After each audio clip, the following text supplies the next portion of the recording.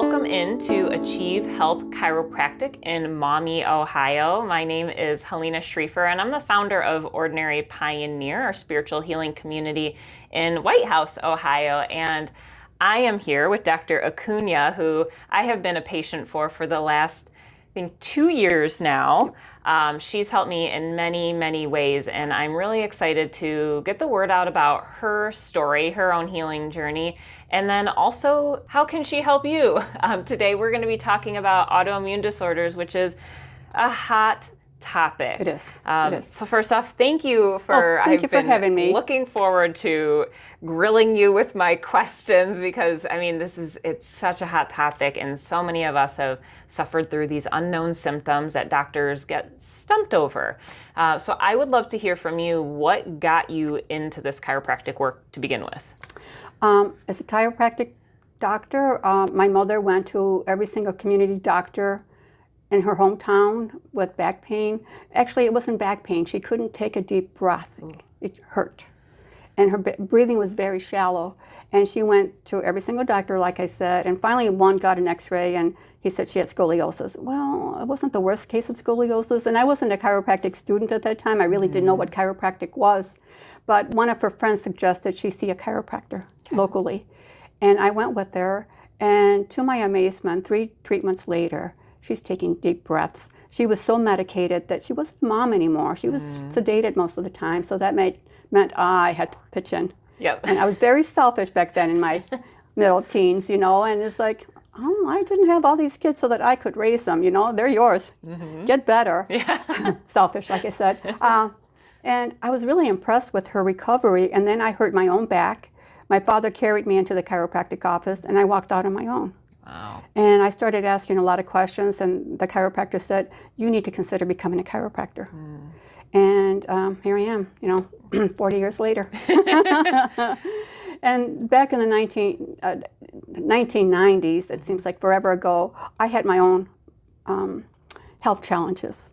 And I went from doctor to doctor to doctor, and they ran these testing, and they ran blood work, and everything came back normal. Yep.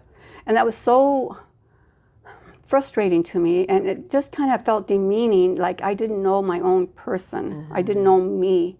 And I had a migraine for 5 years. It was always there. And sometimes it was intolerable, and other times, I was able to function, but that was always in the back of my head, no pun intended. Yeah. And I went to a neurologist, and he said everything was fine. There's no tumors, thank God. And then he referred me back to my medical doctor, and I was like, there's something going on. So I saw another neurologist, and he ran every test known to mankind, and he came out with a diagnosis of a baser migraine. And I kept saying, it's like a migraine, but it's different. And at the same time, I got a book on headaches at Borders back in the day.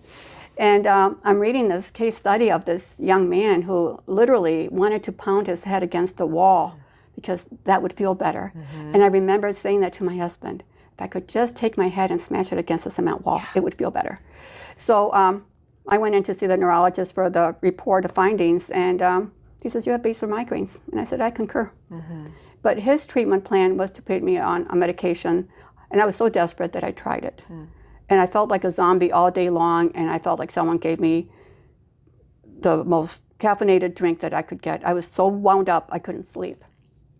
3 days of no sleep kind of got to me. So I called him up. It's like, this isn't working. So he gave me another medication. I looked it up before I even took it. It was a cousin to the first medication. I'm like, this isn't going to work. Yeah. So I went to see another doctor, and he said, let's do a hair analysis. I'm like, okay, I'm here with a migraine that I've had for 5 years, and you want to do a hair analysis. How's that going to help? Really, But thank God for his suggestion, because it turned out that hair analysis doesn't just look at heavy metal toxicity. It looks at all the minerals and the balance and the ratio between them. And I started taking the supplements following the recommended diet. And 3 weeks later, I woke up, I went down the stairs, and I got into my kitchen, and I realized my head didn't hurt. And I did something I never thought I could do ever again in my life. I did this. Because prior to that, my brain felt like a golf ball bouncing off a cement wall. It hurt. And then that evening, I'm laying in bed, and I used to have to put my hands flat like this. I couldn't crunch my fingers because that was too much weight, too concentrated. Well, I was so inflamed. I didn't even realize how inflamed I was until the inflammation went down. And that changed the trajectory of me being just a chiropractor. Because I thought, if this can help me, and patients were asking me so many questions about the nutrition, and it's like, I have this much knowledge, I don't want to give you misinformation to cause you more problems. And the universe put this pamphlet in my hand 3 times before I paid attention. It's the rule of 3s. Yes. It was this nutrition diplomate program being offered through Parker College of Chiropractic in Chicago. My first thought was, who in their right mind is going to commit to a 2-year program? And then the next month I get another one. And this time, you know, being self-employed, anything that I spend is less money in my pocket. But I looked at the program and I told my husband, this is such a well-rounded program. And I calculated the cost, and I'm like, oh, it's a lot of time away from my young children, my practice, my home. And it's like, I'm only one person. This is going to be too much. And then the next month I got another one. And I'm like, okay, I get it. So in the 11th hour, I registered for the seminar. And it's the best thing I ever did for myself and my patients and my family. But it was the hardest thing I ever did for myself because that stress put me into adrenal exhaustion. So I am the poster child for adrenal exhaustion. So you know how we feel when we come in, we're like, we're stressed out. I do, and I keep saying, dear Lord, I can read a book. I understand that, but I think the School of Hard Knocks just really leaves an impression on you. So I'm very empathetic when patients come in, and I was just talking to a friend of mine's husband the other day, and he says, I'm having all this anxiety, and you know, it's the heart, and I'm not sleeping at night, and blah, blah, blah, blah, blah, blah. I'm like, it's your adrenals. Well, what do my adrenals have to do with this? Everything. When your adrenals are stressed out, you're producing too much cortisol, you're running from the tiger all the time. You need to get into the rest and repair stage. And when your cortisol levels are up here, you're not allowing your body to do that. And when your cortisol levels are too high, it affects your blood sugar levels. I remember back in 2008 with, you know, so many people losing their jobs and their homes and, you know, their businesses. I had a patient come in crying. Like, what's going on? My doctor just yelled at me because my blood sugar levels are sky high. I've never eaten better because we can't go out. We can't afford to go out. I don't know what's happening. It's like, it's the stress. It's affecting your blood sugar levels. It affects your immune system because 80% of our immune system comes from our digestive tract. And when you're really stressed out, that cortisol is going to contribute to a leaky gut. And once you develop leaky gut, you end up with leaky brain. You're not assimilating nutrients. Your body's, your digestive tract just isn't able to do what it's supposed to do.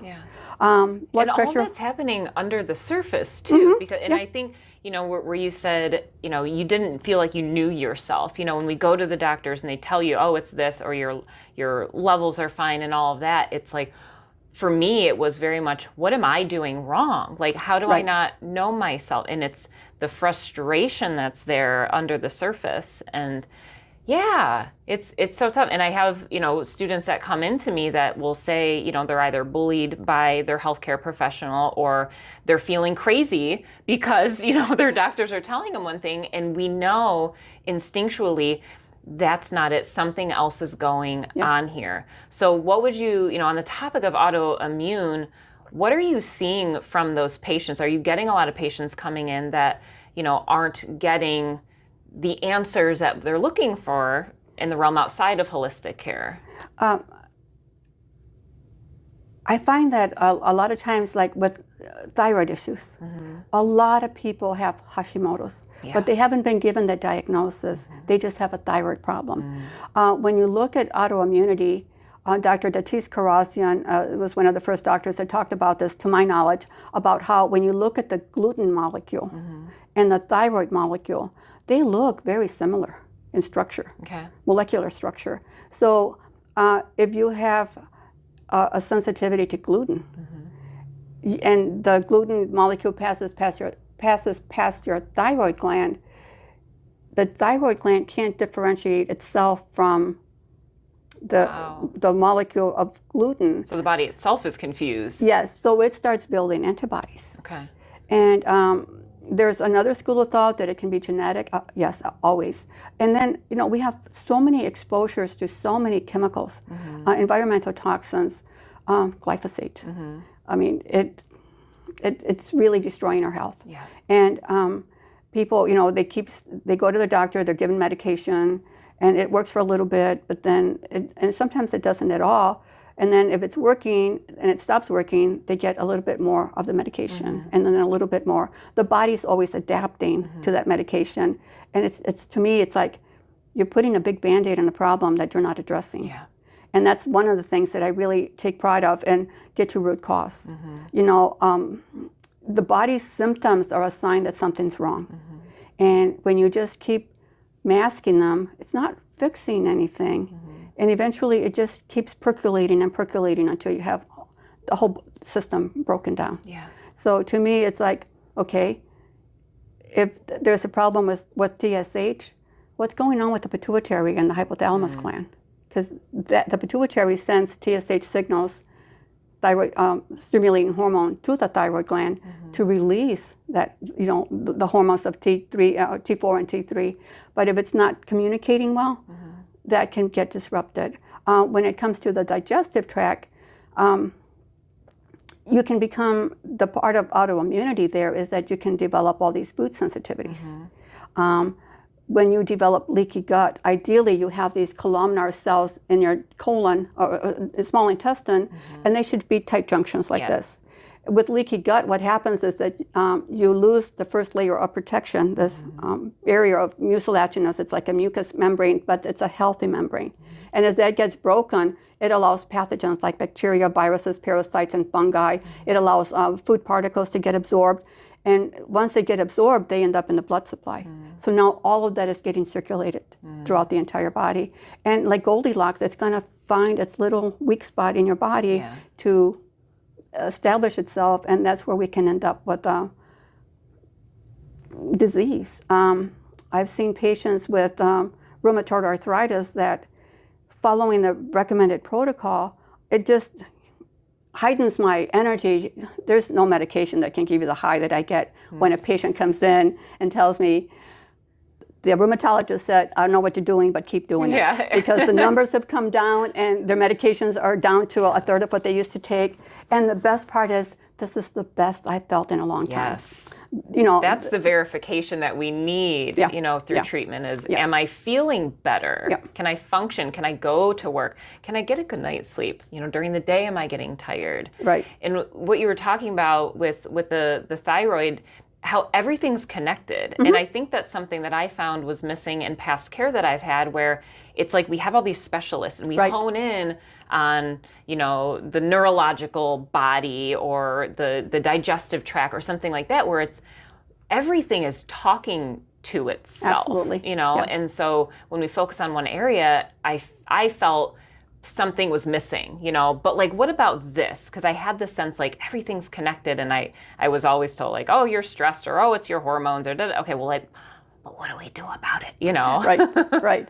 Yes, I've been in that boat. I remember back in the 1990s, I had all these digestive issues, and I kept telling the doctor, because I did upper GI, lower GI, they did the HIDA scan, they did this, they did that, and everything came back normal. Yeah.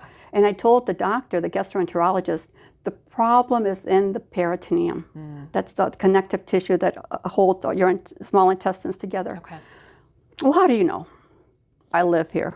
And he just kind of shook it off like, what do you mean? I says, you're not listening. And the pain kept getting worse and worse and worse, and he wanted to start back to square one. It's like insanity. Doing the same thing over and over and expecting different results. Right. I'm like, no. And unfortunately, I ended up in an emergency surgery where I had a complete bowel obstruction. That was the peritoneum pain, where I had adhesions that blocked off the colon.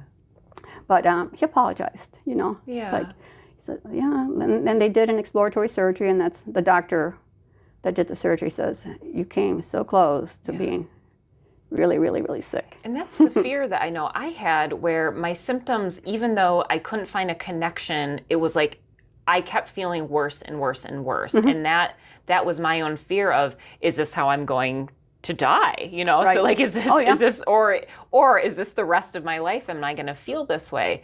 What are some of the symptoms that you've been seeing of people coming in that, you know, I know migraines, and you had that, like, what are some of these symptoms that people have that, like, they haven't been able to find help in this way outside of the space that you've been able to see some success stories in?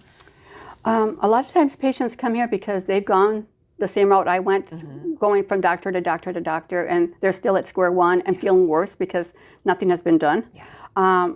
No disrespect to the medical profession, because I wouldn't be here if that weren't for their skills. I mean, but they're wonderful at crisis management. Unless you get into functional or integrative medicine, you know, you do what you were taught in school. And I know they take continuing ed classes, and, you know, they specialize in different things, and I'm grateful for that. Yeah.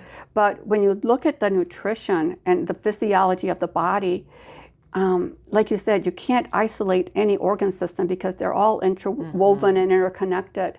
When I have patients come in, some of them have told me this is the most in-depth set of questionnaires I've ever had. I will vouch for that. It's like in Romeo, they used to call me the poop doctor. Not that I want that title, but Right. there were so many little things that your digestive tract can show in the size of your stool, the color of your stool, whether it's floating, whether it's sinking. I can start going through the paperwork and it's like, you have a gallbladder problem. Well, how do you know? You're sensitive to greasy foods, you can't stand spicy foods, and your stool is yellow, tan, clay, or color, or tan, yellow, or clay colored, and it's floating. Do you get any pain in your upper right quadrant, right underneath your rib cage? Yes. Do you get pain at the tip of your shoulder blade? Yeah, sometimes. Do you belch a lot? Do you feel nauseous? Yes. It's a gallbladder problem. Well, my doctor said there's nothing wrong with it. Well, you might not have cancer there, which is wonderful, but physiologically it's not working too well. And with the standard American diet, we tend to, the bile becomes like sludge. So I have methods of thinning out the bile so that patients can push it out. Yeah. Another thing that I see a lot is women with hormonal issues. And what I'm finding using this new protocol that I've been using is that oftentimes fibroids and menstrual irregularities, they can be hormonal, but I've had patients pass parasites and they had polyps, you know, uterine polyps. Yeah. I've had patients that had chronic interstititis where they had chronic bladder infections. I asked them, you know, is this cyclic, like related to your cycle? And sometimes it is. It's like your hormones are too low. You need to, I cannot prescribe hormones, but I can refer to a doctor that does. Yeah. But I've seen photos, I've not had a patient tell me this, but photos on this website where female patients that had chronic interstitial cystitis passed parasites from that was irritating their bladder. You know, it's just so much fun.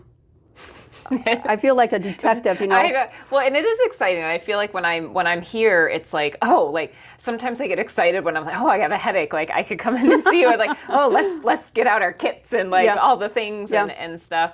And one thing I noticed for myself too, before I started to get deeper in working with a trusted, you know, chiropractor or whoever it was I self-diagnosed myself a lot before then. And part of it was helpful because I learned a lot from the research I found on the internet. However, I felt like there wasn't enough information to help me pull everything together. And that's something that I found was extremely helpful. I mean, in all of your knowledge coming here, you take all the pieces and all the research I have and you help it make sense to show me what's out of balance in my body, you know, and, you know, like we've talked about, you know, with focusing on one organ, the whole body needs to be in balance. You know, if one part is off, let's say the heart, it's going to affect energetically everything else, whether we have those ailments or not that have presented themselves. It's this potential energy that's there. Right. And then for me, it was like, well, I'm just going to keep going as I'm going. And then once my immune system crashed, whether I got COVID or was really stressed, then everything, the parasites or the viruses that have been in there started to run rampant in my body. What are you noticing with viruses and parasites that are starting to trigger some of these symptoms? What I'm finding is that ever since patients have had COVID or got the vaccination, and that's a totally personal thing. Yeah. I will support any decision a patient makes. But what I'm seeing is that after the exposure, whether the actual vaccine or shedding or the actual virus, that it seems to be weakening the immune system, and any prior condition that the patient had seems to be coming up again. Yeah. And it's really disheartening to me, because so many of these patients had gotten to a point where they were feeling really well, and now the symptoms are coming back. But it's like, it's okay. It's not the end of the world. We can fix this. Yeah. And I'm seeing some really good results with that. Wonderful. So it's exciting. What does the treatment look like for parasites or viruses that have been dormant but are now kind of starting to wreak havoc in our systems? I follow Dr. Brian Ardis. He is a very well-spoken doctor. Everything that he is telling us in his lectures, there's a presentation slide where he got his research from. Okay. So it's not his thoughts or his opinions, it's the research. The research is from the entire world. He has doctors from all over the world contacting him because he's put a lot of pieces together. He's the one that found that the research that was done by Dr. Broda in Italy back in January or March of 2020, that all of our cells have these acetyl-7 nicotinic acid receptors. And they found that smokers were not getting COVID like non-smokers. Not that I'm advocating smoking, but we'll put that disclosure on the bottom. And so they started doing the research, and they found that with COVID, the spike protein displaces that nicotine receptors cell membrane part, and it doesn't allow that cell to function the way it used to. So by using nicotine gum or the nicotine patch, it will displace the spike protein. And then we need to use other products to help break it up and then help bind it so that we can excrete it. Some patients had come in and they had positive antibody tests, but they really didn't have any symptoms. Well, I learned through the process that there are some people that have a particular genetic variant that kind of is very protective to them. And then there's other people that got really, really sick. And what I'm finding is that when I put the patients on this protocol, some of those symptoms that they had when they had COVID will kind of come back up to the surface, but they're very short term. And I tell them it's like you're retracing. And then they feel like that's the best they felt in a very long time. So that's really exciting. And I can share my story, and I shared this with you before we started recording, but we did the nicotine protocol for myself, and I've been feeling good. We've healed a lot of the stuff within me, and I feel balanced. And I was like, I've been curious about it because I had a student who had done that and who has really had a hard time in their health journey. So we tried it, and after I was like, I don't think it really affected me. And then I noticed like a week later, wow, I'm not bloated anymore. Like, you just get used to feeling a certain way. And then when it's gone, it's like, I feel good. Like, I feel alive. I have energy. Right. I don't have this pooch, like I could eat, and enjoy the food that I have, and I know there's different treatments and stuff that we've used to help, me get there and all of the other patients too. Yeah, it's incredible, like nicotine. I had COVID twice, and the second time I lost my sense of smell and taste. And one day we've had skunk in our fenced-in area. So when we could smell the smell of skunk, we would take the flashlight and check the peripheries because when we first moved here, my dog got sprayed right in the face. So I let the dogs out. My husband let them back in. He's like, did you check the periphery of the yard? No, why? I smell skunk and it's really strong. So I opened the door wall and I'm like, I don't smell anything. That was post-COVID. Oh, okay. So I did this protocol, and I was out in the yard mowing, and I'm like, I smell skunk. I smell skunk. Yay! Yeah, so I was really Victory! excited, not that I could smell I skunk, know, but it's that, not that the sense of greatest smell but like, came yeah, back. yeah. There were certain things I couldn't taste, and I've heard a lot of patients say, you know, I can't taste this, or everything tastes like there's a particular taste that everything, no matter what it is that they're eating, tastes like that. Yeah. Or everything smells like really bad smoke. Yes, I had that. Yeah. So, you know, to me it was like, oh, I can taste blueberries again, and I can taste this, and I can taste that. And my tea, I mean, I'm a big tea drinker, and it's like, I couldn't taste. I had boxes and boxes of teas that I kept trying. Yeah. It's like, I can't taste it. Well, the word freedom comes to mind to me, because when you can experience your body and all of the senses and not are constantly waking up like, how am I going to feel today? You know, oh, here I am getting stressed. How's my body going to respond? Or worrying about sleep and all that. It feels freeing. And, you know, you had mentioned before of like, then there's that educational aspect of like being in control of our bodies and knowing like, this is what's going on. You know, I mean, it's this co-creation process to help ourselves feel in balance and feel whole and have a lifestyle where we can actually participate and be with people and not have anxiety or headaches or all these limiting symptoms that we walk around with. For autoimmune, how would you define it? Autoimmune condition is where the body has been so stressed out that, or it's been introduced to so many different compounds that it starts building antibodies against it. And once it starts building those antibodies, you know, there's over 200 autoimmune conditions. Oh, really? Yeah. I was floored when I read that about 3 months ago. Like, okay. Because it always gets thrown around. I'm like, you know, I'm glad I was like, I need to ask that because there's so much going on that's traced to autoimmune. Well, they're saying that like diabetes is an autoimmune condition. Liver disease is an autoimmune condition. Anything where your body is trying to heal itself, but it's having a hard time because there's too many stumbling blocks there.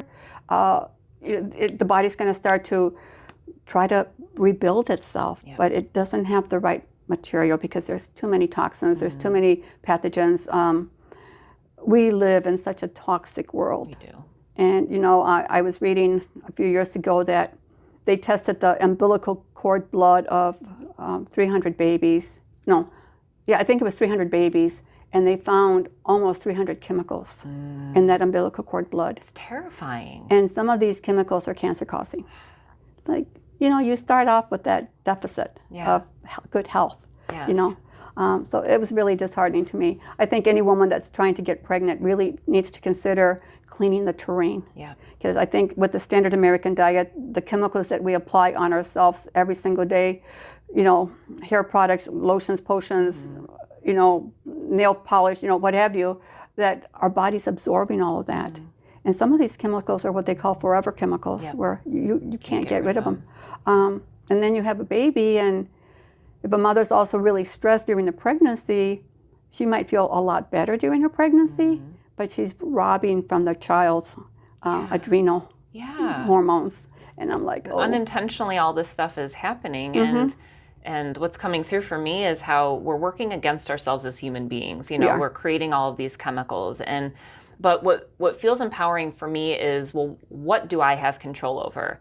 Am I going to work against myself? Am I going to hold a stressful job, you know, even though I know it's harmful for my body, or different relationships? Or am I not going to exercise, you know, and sit on the couch? You know, I mean, there's all these ways that have become a part of our American lifestyles that we're working against ourselves, you know, instead of asking, well, what do I need to be back into balance? How can I work with my body? You know, I mean, all the organs, they have different emotions that go with them as well, which is a whole other topic we can get into. But, you know, when we have anger, how is our body receiving that anger? And then what's physically coming out of balance because we're holding on to that energy, you know, and then it affects everything else. So, you know, it's a whole round, well-rounded the liver system. Will manifest a lot of anger. Yeah.